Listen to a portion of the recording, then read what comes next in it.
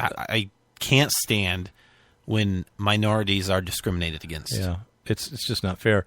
Apparently, they had an election for the student body representative or whatever, and I'm thinking it's like a middle school or something. Might have been a high school. I'm not sure, but the principal didn't like the results and or the candidates that were running, so withheld the results. And she said, I made the decision to pause on sharing the results with the students in order to capitalize on a teachable moment. I wanted to have a conversation with all the candidates and ask for their ideas to make sure that all voices and groups are represented in our student body association. In retrospect, I understand how that decision to pause created concerns. Today, I visited classrooms to announce the winners of the election. Well, So why did she pause it? well, she paused it because apparently all of the candidates were white. And a white person won, which makes sense. And she didn't think that fairly represented the diversity and the minorities that might be in the Well, school. hold on. Yeah. I think she's right that white as an attribute probably didn't represent the student body at this school, right? Right, that's true. It But completely but represented here's the the thing. minorities. But here's the thing. And this was in Norway. They don't have any. They're all white. No, it wasn't Norway. It was in the U.S. Australia But what we're 99% white or Asian. Yeah. So what Nate's trying to get at is this school is almost all black. Yeah. There are some white students there, and they were the only ones that were elected. So Nate's right. They are discriminating against the minority at that school. And it is true and doesn't represent the student body. But in general, it might be a little odd that all the candidates were white, given such a small percentage of the population being white. Maybe. Were they the best candidates? Were they the only ones that ran? We don't know those questions. Well, they were candidates. It's not like they were the only winners of some, right? I mean, I assume that And there's a they had an nomination election, and process, so, or you. Right, that's what I'm saying. So, maybe there were no other students besides white students that ran for the positions. Right. Right.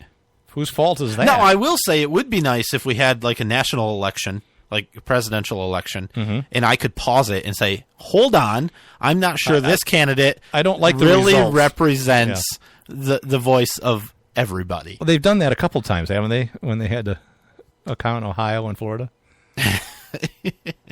Yeah. They did stop it. Oh, it's horrible. We got results, but they were being challenged. Yeah. Well, these weren't. Right? I didn't read anything about the students being upset with the results. Nor did I. The principal took it upon herself to make this a teachable moment, which I don't. The only thing she taught is that you can have elections, but it doesn't matter what the people vote for. Right? That's what she taught. That the man, the person in charge, the Supreme Court, can always overturn or delay or question a lawful what the election. people vote for. Yeah. What else was she teaching? I don't know what the teachable moment was and what she was trying to accomplish. It's horrible. It's ridiculous. Speaking ridiculous. Speaking of schools, a school in Iowa, Belle Plaine High School in Belle Plaine, Iowa, has banned a Veterans Honor Guard for Memorial Day, Veterans Day, I'm sorry, coming up. And I guess for years they had a 20-gun salute, in the hallway. No, it wasn't in the hallway. It was outside, and they had an assembly, and the students go out there, and there's veterans there, and they talk and celebrate veterans and all that, and they learn about it, and they do a 21-gun salute. Very nice, very honorable. Now, they're saying that promotes gun violence. Ugh. And that we're not going to do it anymore because guns are bad. I added that part. But that's what they're saying. Even though these are military people that are firing the guns, not the children. And they're using blanks, not live ammo. Yeah. It's something that's been doing for centuries. Well, the White House recently did not do a gun salute for who was it? Somebody that died? Or? Gandhi? No, somebody came and visited. Oh, for a dignitary? Yeah, somebody came and visited. They decided not to do it because he was a man of peace. Oh, my Lord. It was just recent. Horrible here, too. The school saying, we can't have this on the school. This is a school. The American Legion. Gun-free zone. The American Legion nearby said, have it at our do place. it on our front lawn. Yeah. But nope. No, we can't do that. Because it's guns promote gun violence. Can't do that. Can't do it. So the fear is that more and more schools will, cancel these types of things, which is that's the end game. When the White House does it, yeah. I mean, it sort of sets an example. Whose lead are you supposed to follow, right? I mean, there was a time, true or not, but when the president did something, it kind of it leads the country, right? And people follow he sets along an because example. It's supposed to be the right thing to do. Right. Wise and true and American. Everything. But okay. I was going to say everything Obama isn't, but you can say that. Yeah, don't say that. I was going to say it before you said American, but that's right. He's not American. I'm still waiting for Trump to clear that one up for me. Well, we just got a little bit of time left. Do you want to do this? I want to go through some of these things because we hear a lot of people talking about why don't they regulate guns like. Very cars. Quickly, you asked me if I want to do this. Didn't wait for my answer. But what I want to know is if I said, no, I don't want to do this. Wouldn't have mattered. Okay, continue. Yeah. So let's regulate guns like cars. Brilliant. You need to get a license. Great idea. And all that stuff. So from Ammoland posted this, and they had a lot of reason. He said, great. He says, what we do is we'll finally be able to buy and sell our cars, firearms, right? Mm-hmm. Across state lines without going through a dealer. Right. I can walk into a gun showroom and drive away with my new firearm in minutes. Yep. You can rent a gun for the afternoon. No, you can do that anyway, but yeah. Well, you can't take it. Well, you can't take it home, sure, right? Yeah. Well, I don't know. Sure. You and your friend, it's a possession thing. You and your friend can drive, shoot all you want on your own property. I don't know if you can do that with your car. I guess you could, some places. Well, like you can't park it on your front lawn in some cities. So, and this is not quite true either. It says you can now own all the guns and ammunition you want and store them anywhere you have room. Yeah, that's not quite true either. Yeah. Several people can own and operate the same firearm. That would be true, I guess. Right? Sure. Some states, like in Michigan, you cannot loan a handgun to anyone doesn't have a concealed pistol license. Right. So.